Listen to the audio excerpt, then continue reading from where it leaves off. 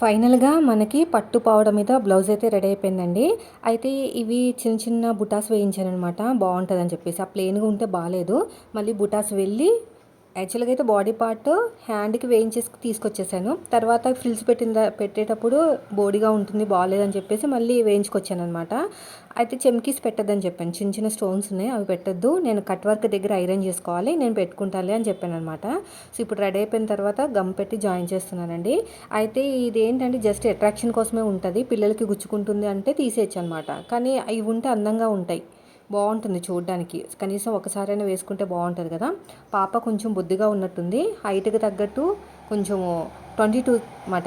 Chest loose వచ్చేసి 22, 3 years baby. Height వచ్చేసి 13.5 వరకు ఉందన్నమాట. లోపల క్లాత్ కూడా ఫ్రిల్స్ దగ్గర అంటే మనకి అక్కడ వచ్చింది చూసారా, ఫ్రిల్స్ దగ్గర కూడా క్లాత్ ఎక్కువే పెట్టాను లోపలికి. ఫ్యూచర్లో హైట్ అయినా పర్లేదు.